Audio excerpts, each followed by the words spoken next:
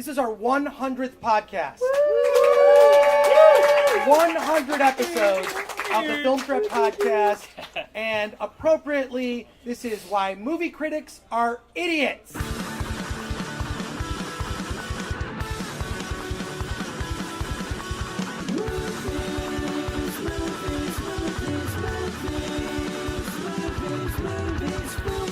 Really? Any subject could be done well. This is just trash, Roger. Okay. Even though we are critics. So let's talk about that. Let's talk about that for a couple of reasons. One, mostly filmmakers in this room, right? We have mostly filmmakers here. Great. So this is something I think is really important to discuss, because one of my least favorite ways to see a movie is in a room with movie critics. They are not fun. They are the least fun, I would say, of the kind of crowd that I want to see a movie with. I want to see a movie with someone on opening night, the very first screening. I want to be at the Dome, at the ArcLight, at 7 p.m. screening, at that Dome screening on a Thursday, because I know everyone I'm sitting with is a super fan of whatever that is, right? That's my favorite way to see a film, is to see an authentic reaction from a paying audience because they want to be there.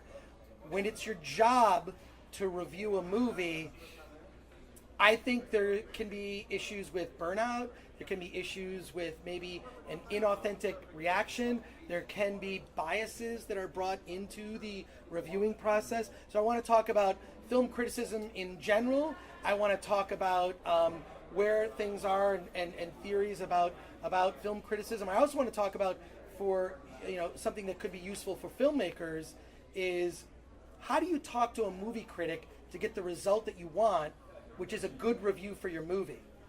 Because I'll say there is a little bit of a burden that comes with writing reviews for FilmThreat.com, because we are an outlet that is credentialed by Rotten Tomatoes. So if your movie is reviewed on Film Threat and you get a 10 out of 10, that means you have 100% on Rotten Tomatoes, at least until someone else reviews it. But in many cases, a lot of the independent films that we do cover only get reviewed by Film Threat. That's because I'm fond of saying that there are more outlets covering movies today than there are movies being made. So there are a lot of opportunities for you to get coverage. But the sad part of that is that not a lot of them are credentialed by Rotten Tomatoes, right? And a lot of the more mainstream movie outlets don't care about indie films. They care about Marvel, Star Wars, Pixar, Disney. That's pretty much what, if you look at all the coverage, it's Marvel, Pixar, Disney, Star Wars. That's all the. Am I wrong, or is that? No, that's it. That just it's one word. I would say maybe even like before The Incredibles 2, you wouldn't even put Pixar in there. Right, and not to say that I don't like those movies. I actually really like Marvel movies. I like Star Wars movies. I really love mainstream movies. At the same time, I'm also, and the way I describe this is, I'm not a foodie. Like, I actually don't care about food. Food I eat so I don't die. I love movies. I am a media junkie. I need to see a movie a day, at least a movie a day, if not binge watch a series, if not watch a documentary. But here's the thing, I keep my palette and my movie watching diversified. I love the Marvel movies. I need to see a documentary like Whale of a Tale, which is a great documentary that just opened actually this weekend. It's about whaling in Japan, in this town called Taiji, where whaling still happens. They also hunt dolphin, so they serve dolphin meat and whale meat, but it's about the cultural divide. I know I saw you make a face. Sorry. And I understand, because dolphins they're cute. So cute. They are cute. Dolphins are cute. Also, but Very intelligent, exactly. lambs are cute. We also eat those. Rats are incredibly intelligent. And cute. No, I'm serious. Rats. Are we eating those? People have rats for pets, but we don't. But Eating KFC. But are we? What's the hierarchy? So I didn't want to go on the. Right? Didn't mean to go on a divert. All I'm saying is, I keep my palette of movie watching diversified. I think you need to see indie films, movies that challenge us, and social issue documentaries. I think Movies it's just that you disagree with. what's that? Movies that you disagree with. Movies that you disagree with, or I feel like it's as important to see those as it is to see the latest Captain America movie, which I like those as well. Man, I thought you were. But I not- almost thought you were saying Captain Underpants. I was like, whoa. Captain that's very Underpants diverse. was also a movie. I did not see that. It's not on my list. Thank you. But I really want to get into this because there's also been a big conversation on Twitter about old white guys. I might be one someday. I might be there. I might be really close, actually. So most of the critics, and I think this is an issue, most film critics are old white guys. I don't think the old white guy opinion is valid on everything. But when I was a kid, when I say a kid, I mean it was like 8, 9 years old, I used to read Pauline Kael. Anyone know who Pauline Kael? Just one of legendary film critic. I read her. I didn't care that she was based in New York. I didn't care that she was a woman. I didn't care that she was 30 years my senior. I loved her words. She could write. So I judge the people that I like based on the words and their ability to convey ideas. I'm not really an identity politics guy. I think I think it's troublesome. That's a whole separate conversation. I think that if certain movies, I think that a movie critic should be capable of empathy more than anything. But I also think that film critics, non-white film critics, people of color, can bring something, a new idea, some way of looking in that I am incapable of. So I think there's value in all sides. Having set that up and made the room really quiet because people are nervous, looking around like, oh shit, this is like Twitter, but in real life, what the fuck is going to happen next? Let's not get in a Twitter fight. Well, that's not going to happen because we're in real life and we can see each other and make eye contact, and we're not going to be filled with keyboard courage and saying stupid shit. So, in light of that, we can say stupid shit. So, Alan Ng, the amazing, I don't appreciate this guy enough. He runs the film, he runs all the critics from Film Threat. We have about 25 critics, review writers from all over the world, including writer Adam Keller from South Korea. He teaches English as a second language in South Korea. He also writes reviews for us. We have critics from all over. And we do our best to try to collect a diverse group. Having said that, every time we get someone who wants to apply to write for us, it's White guy. it's a white guy. Not that I would say Brian from Chicago's not a white guy, but I'm going to guess if I had my money, Brian from Chicago's a white guy. Anyway, yes. But so what do you have to say about all the how can you unpack all the crap that just vomited from my face? We want to do part of our agenda with Film Threat is to support indie filmmakers. We really want to support indie filmmakers. But supporting you isn't helping you if there's a movie that if we give good reviews to every indie movie that comes our way, we're also not helping. Our credibility is not there. Also, I know it's not true. But on all of what I just said, Alan, if I could just dump it over to you, only so that I can stop talking and that I can hear your words. Oh yeah, you're giving me a great jumping off point here. Yes, there's a lot to unpack with that. We do our best to try to. We want a diverse group, right?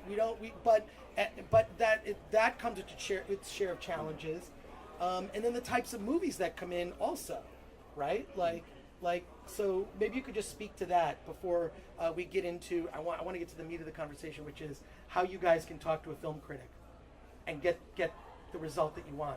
Because I can tell you ways that have gone very badly with us, and how the best way to do it.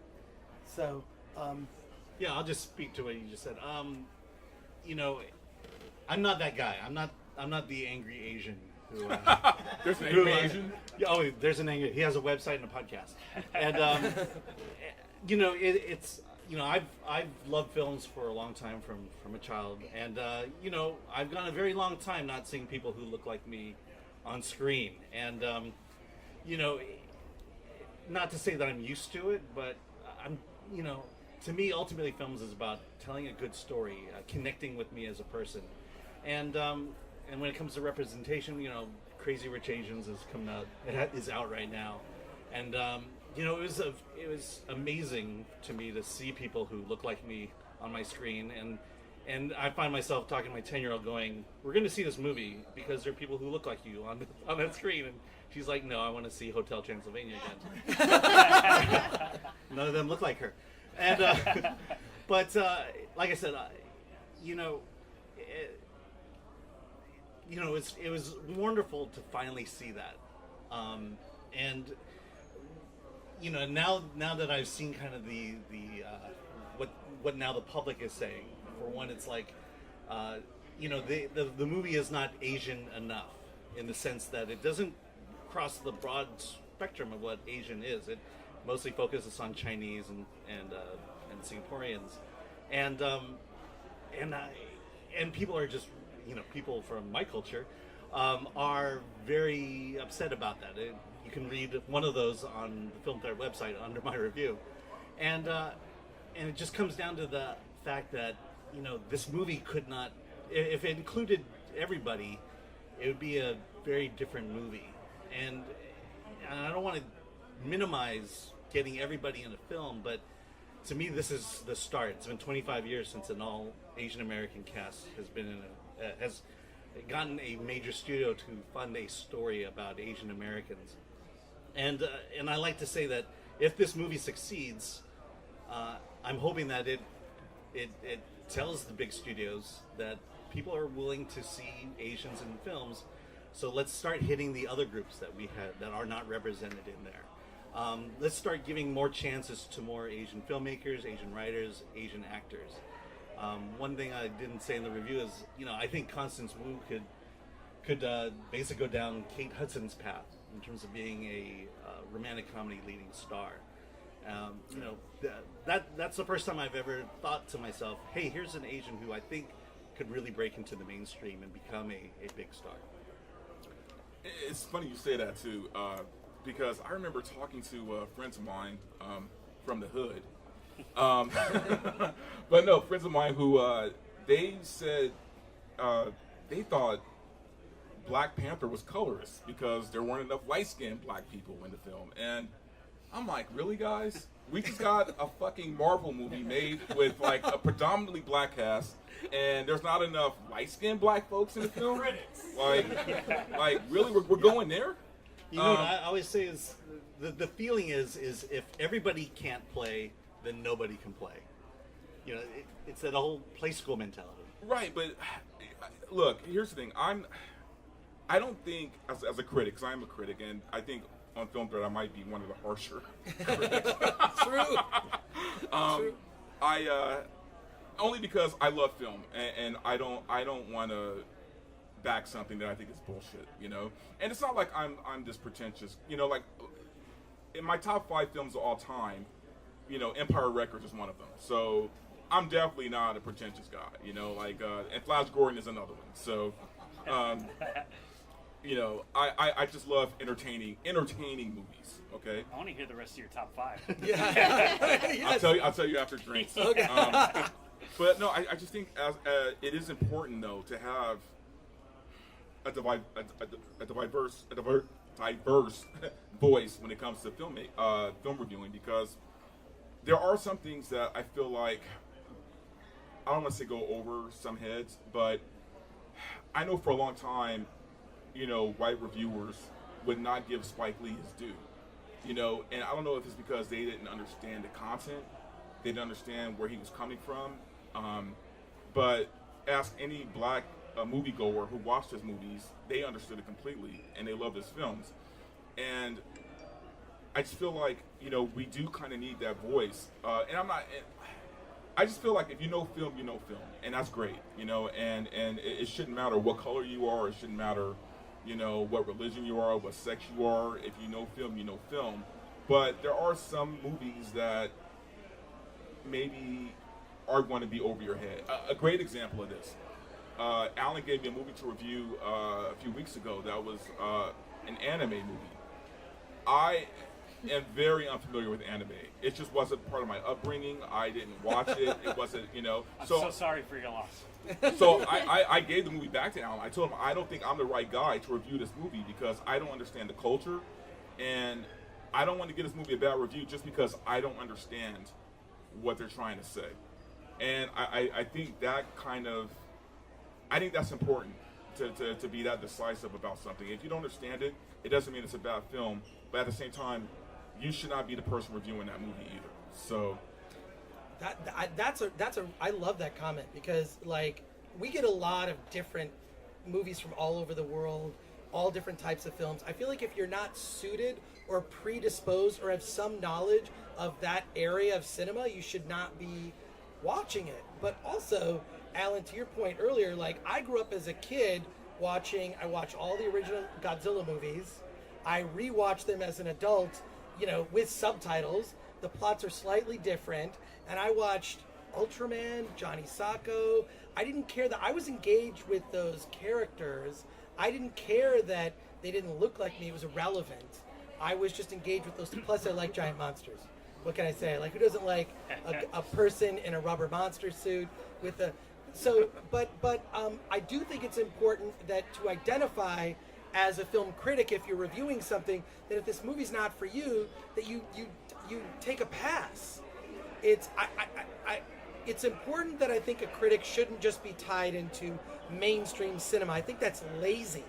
I think it's lazy if you're only into the mainstream movies that Hollywood feeds us, the bullshit, that sort of bullshit. Just this is just made purely for money type of film.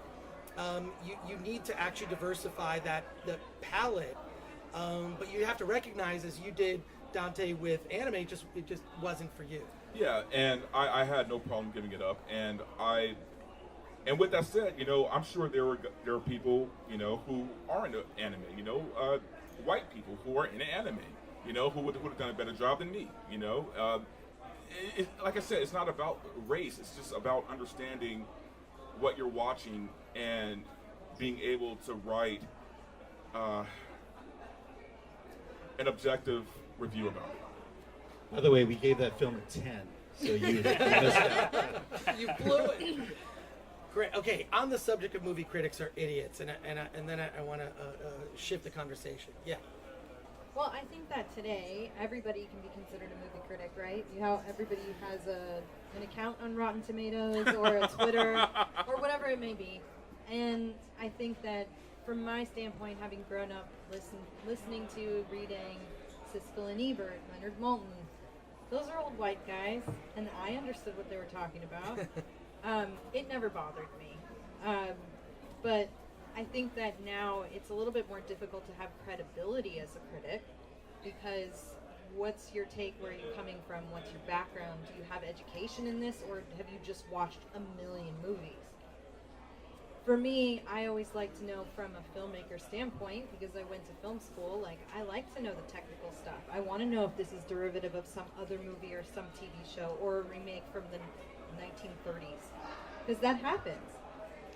Or if it came from some other culture and they took it and changed it. Okay, well that's I would say that if you're interested in being a film critic, which I can't recommend that job. It doesn't pay very well at all. Doesn't pay at all. Yes, it does. But I think there are three things you need to do that. One, you need passion for film. There's no shortage of that online. There's no shortage of film critics with passion. I also think you need a knowledge of film history, and not just a knowledge of, American film history, other history of other types of films. So knowledge of film history, I think, is critical. That you don't see as much. Yeah. And I'm talking about knowledge of films. I mean movies older than 5 years. A movie that came out more than 5 years ago, you should have seen some of those.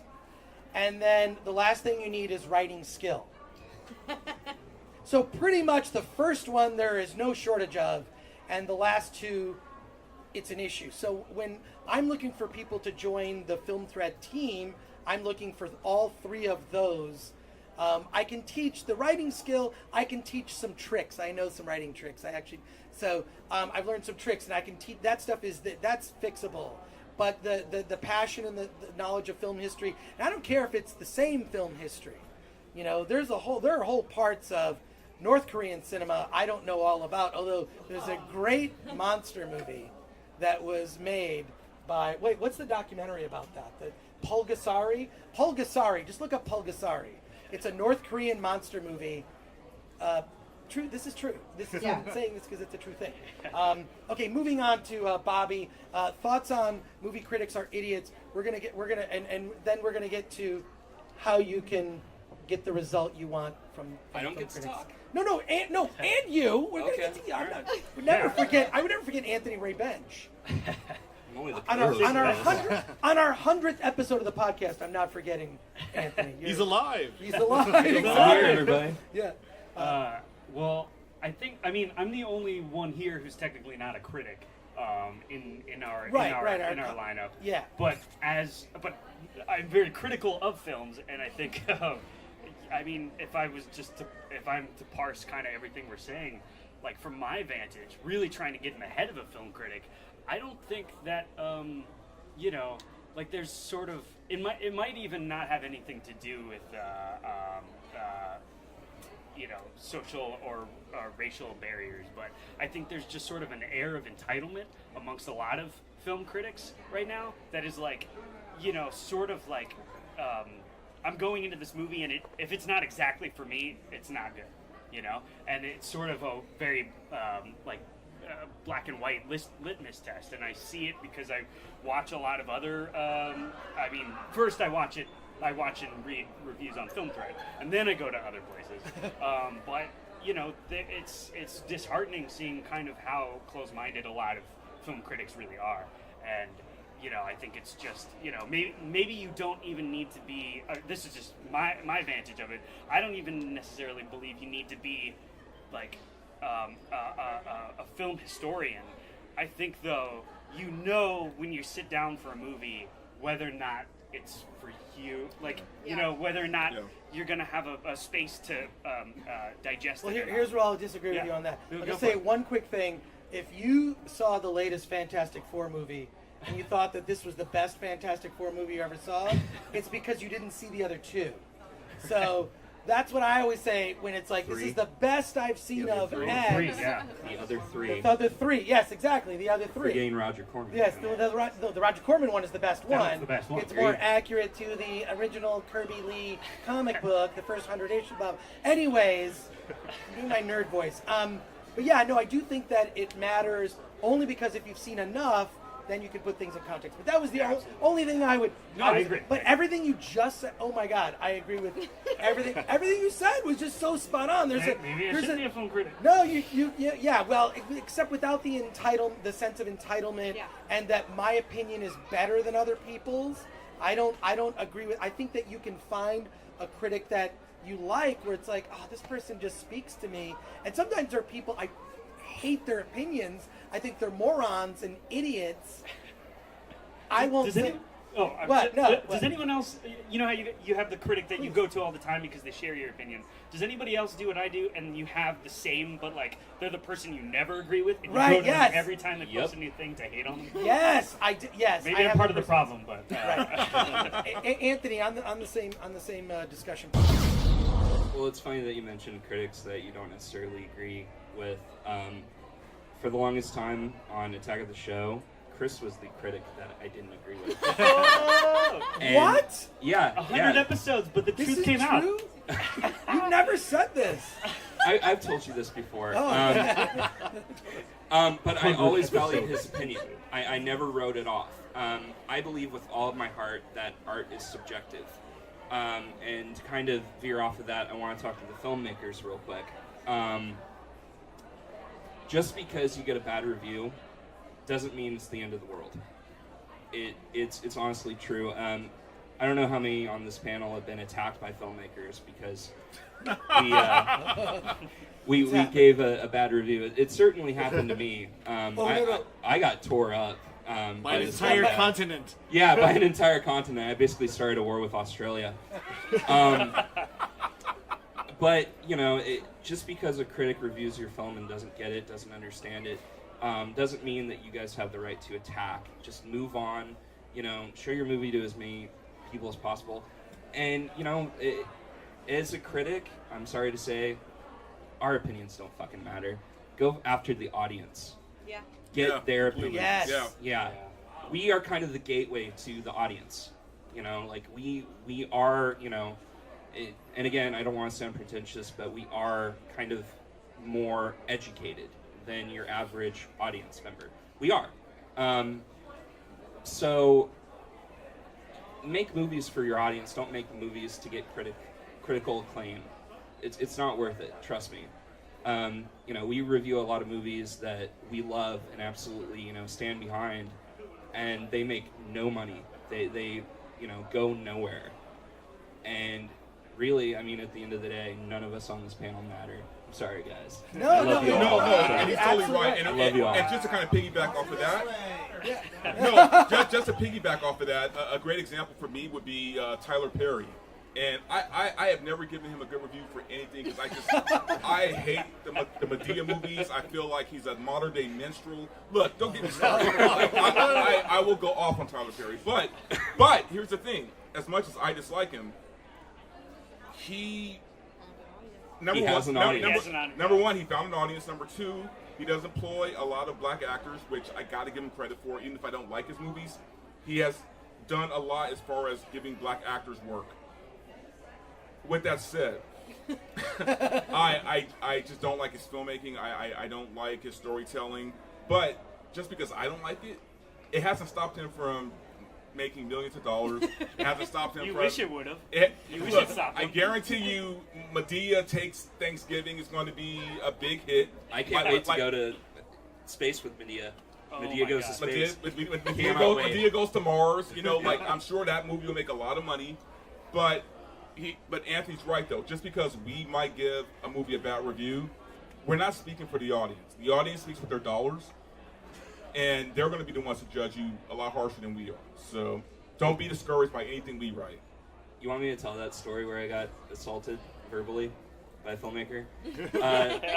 Okay, I really shouldn't call this film out by name. The Legend of Ben Hall. It's a movie that I thought was mediocre. There was great cinematography, there was decent acting, but it didn't really fulfill the promise of telling me what The Legend of Ben Hall is. I'm American, obviously. He's an Australian filmmaker. Ben Hall is apparently a bush runner, I think that's the term, who, you know, You would have known if the movie explained it. Yeah, exactly. Who, you know, deserves to have a legend based around him. But I watched the movie and I didn't understand what the big deal about him was. And I wrote in my review that as far as that, you know, kind of thing goes, the film failed. I also made one reference to an actor who made a really odd choice. And you could tell he was trying to do the Doc Holliday thing, where, you know, kind of. You should do it. Yeah, I will. Kind of the quirky, like, you know, I'm you know, trying to method act type thing. He did a laugh, and I'll do my impression of it. Every, like, 5 minutes, this character was doing that and drove me insane. And I said something like, you know, I would rather, you know, have my dog die while my parents got divorced, and you know, like, just lose my job and it just basically, like, have the worst day ever than hear that guy's laugh ever again. One tiny thing. This dude wrote a whole thing about, you know, you need to support indie film, you know, the fact that you gave my movie a bad review, you know, says that Film Thread is basically a fraud and doesn't support the indie scene. We, you know, spent 6 months in the mud filming this, and, you know, for you to crap on it and whatever. It's our fault. And, yeah. And we addressed it on our podcast. Please listen and subscribe and comment. But just because you guys were in the mud, just because you guys were working hard, just because you guys were trying to go against the odds with your indie film, doesn't mean we have to fucking care. And doesn't mean we have to give it a good review. It doesn't. And again, I have to, repeat, just because we give it a bad review doesn't mean it's the end of the world, doesn't mean that other people are going to gravitate towards it. And I gave that movie a pretty generous score. I didn't shit all over it, just that one, actor specifically. But yeah, that was the story. I think also as filmmakers, being able to take criticism in stride, Yeah. it's not the end of the world for you to be able to move past that. Maybe it is a good piece of criticism for your next piece, but there's no reason why you have to backlash at the people that are criticizing you either. Yeah, I think being a successful filmmaker requires thick skin, for sure. Very thick skin and a lot of failure. And there's, Yeah. Oh yeah. there's a good documentary about that. It's mainly made about actors. It's called Rhino Skin. And Rhino Skin, have you ever heard of that movie? It played Sundance Channel a while back, and it's about the process of actors auditioning and how you have to have rhino skin to be rejected constantly over and over again just to survive in this industry. So I'll tell another quick story. We had, I'm not going to name the actual name, I'm not going to name the movie. Do it. But yeah, there every was time we've said that, we just name it anyway. So well, it's there's ice cream in the title, but we had a filmmaker. Oh no, you know about this. Wait. So Norman Gidney is one of our film critics, and he writes about horror. Everything horror. He loves horror. He knows horror up and down, history of horror. He's our horror expert. And Norman got a movie that he gave a very poor review to, and he had like one line in it that rubbed the filmmaker the wrong way. A woman director who was very upset by the review and said didn't like that Norman said this. I said, first of all, you got to know about Norman. He also runs another website called Horror Buzz. Norman would be here if he wasn't busy, but Norm does a website called Horror Buzz. Knows horror inside and out. He's also flamboyantly gay, very, very extreme, progressive, liberal. Like, yeah, just didn't like her movie. So she asked, like, could you have someone else review it? And I gave it to Tiffany Chobian, who's in the Bay Area, and she hated it just as much. She did not like this movie. She just wanted to get a. I told her, I said, this is what this person said. I said, well, I try to be as accommodating as I can. Whenever a filmmaker is upset by a review or something, it's like, okay, well, what did we do something wrong? Was there a factual error? Was there something? We really do go through a process, and we take it, as much as we joke up here, we take what we do very seriously. So I want to say one thing about Chris that I'm very proud of, and he needs props for. He stands behind the writers 100%. As long as we're not way off base, he backs up our opinions, and I really appreciate that. Yeah, Thank and you. to piggyback off of that as well, there are a lot of critics who, look, I don't want to make accusations here, but let's just say they give a better review if they think it's going to benefit them with a studio or with a certain company. We don't do that. Like, honestly, I don't care if I ever get invited to anything. I'm going to give you an honest review. So that's just straight up. But there are people who count on getting invited to things. So they'll give a generous review when it doesn't deserve it at all. And we don't do that. I refuse to do that. that's why I thought Solo: A Star Wars Story was going to be good, because of all the stuff from YouTube that I saw. What am I saying? Okay, so let's get into how you as filmmakers can take advantage of the laziness and the biases of certain film critics and try to do an end around to get the result you want, which is a positive review or some positive words. And I'll just say this, number one, you actually don't need reviewers. There are things, and I write about this in my book, The Ultimate Film Festival Survival Guide. I talk about finding a champion for your movie. I think that a champion is someone who can provide a quote. It might be for Mark Atkinson's movie, when How We Met Ronnie, getting Steve Brandano, or John Hine John Hoyne, or Jason Kaplan to champion your movie. They're not movie critics, right? But they could provide a quote about what they loved about your film. This is something that any of you in this room can do. So, what is your movie about? Is it about a particular historical event?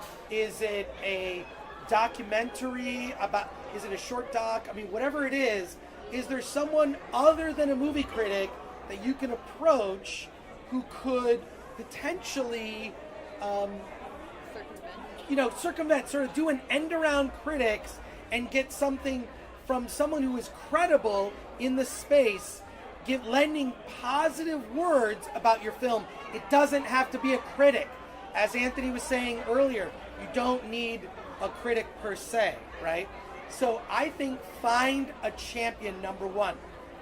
Number two, if you are going to go to approach a critic directly, I'll say your chances are slim in this regard. A lot of media outlets, they go through a process where, is the movie coming out in theaters? They sort of rank the film based on, is it available commercially? We've never cared about that. Film Threat doesn't care, right? I made a movie. Is it coming out? Yes. Is it playing a film festival? Okay, we'll figure it out, right? Let's, send us your movie. It doesn't matter. There's a little form you can fill out on the Film Threat website. Hopefully the form is working. Hopefully I'm looking at Alan because we've been discussing this. So fill out that form, send us your movie for review. But I think it's important to know the outlet you're pitching. This is a thing that publicists know. This is a thing that that you should know. Know the person, know the outlet, because everyone is reachable, right? Anyone on YouTube who talks about film or has a film show, there's nothing stopping you from reaching out to that person directly. But you better know them, because I can smell the bullshit. I can smell when I'm speaking very loud because there's a crowd. The festival is really in full swing, isn't it? This is Holly Shorts is hopping at this moment. But there's a way to reach out to that person, but know their work. If you're gonna try to get, to try to pitch your movie, maybe there's just one of the writers on Film Threat that you identify with, and you could say like, oh God, I've been reading the reviews of Alan Ng, and Alan I think would really like my movie. The movie's definitely going to Alan, right? It's definitely going to Alan. And I think just know the outlet, because if someone just says, I love your work, I'm submitting my movie, it's like, you don't love my work, that's a bullshit phrase. That's like saying, hope you're doing well. No, you don't. That's just a thing people say. It's bullshit. I say that all the time and I mean it. Yes, but to a stranger, I think it's important to be clear in your communication and be honest. Because I will honestly tell people that I can't help them, or here's how I can help them. Because too many times, especially in this industry, a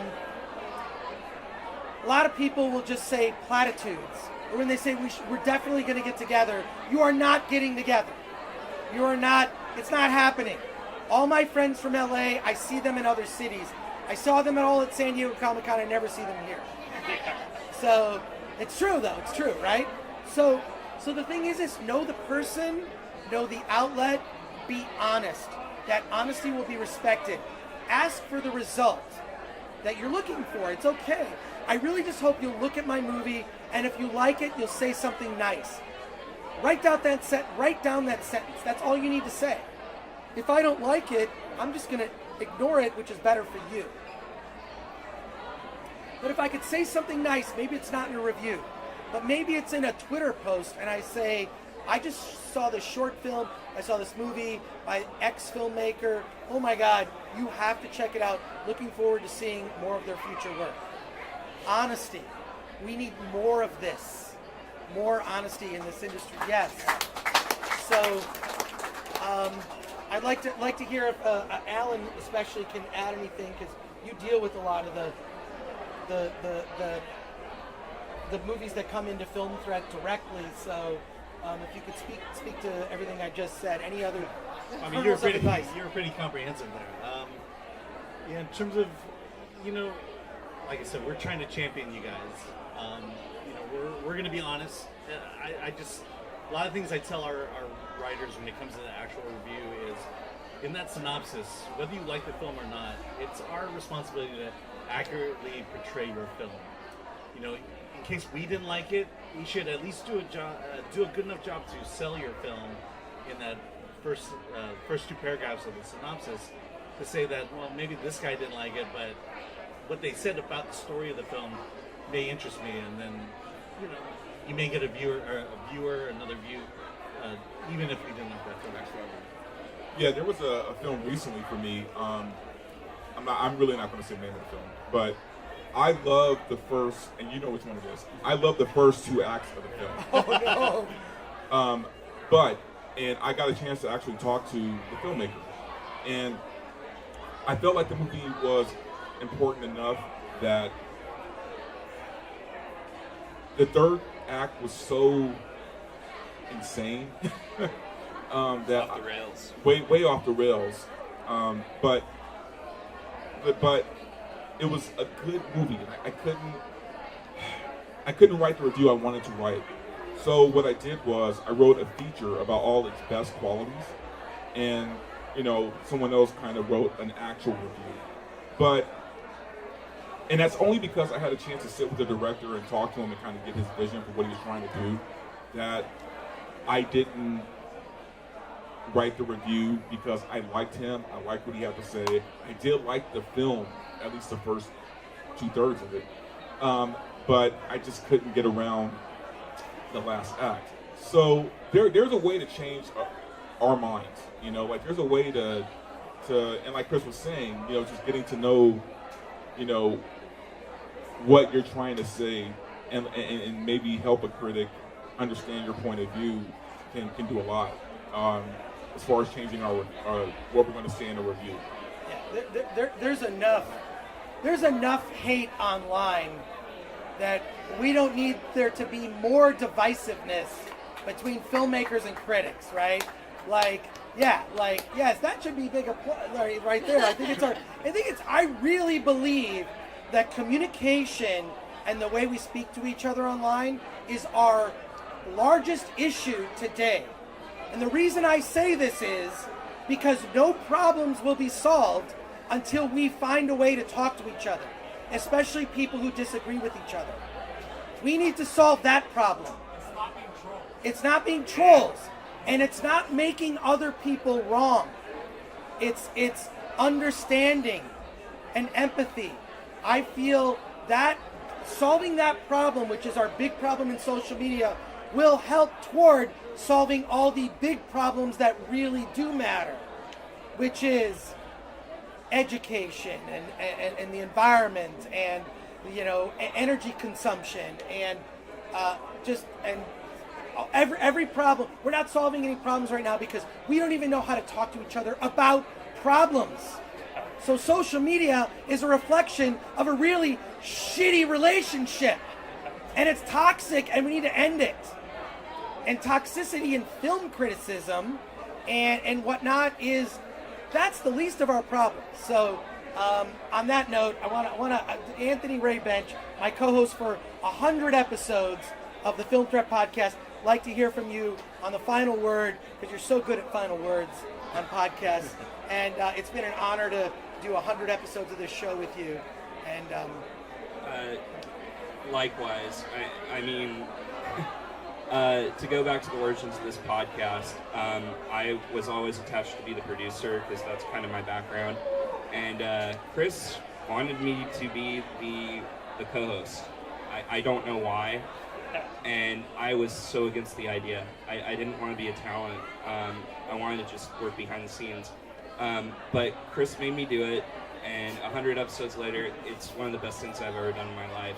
It's given me so much confidence and courage, and I'm getting kind of teary-eyed.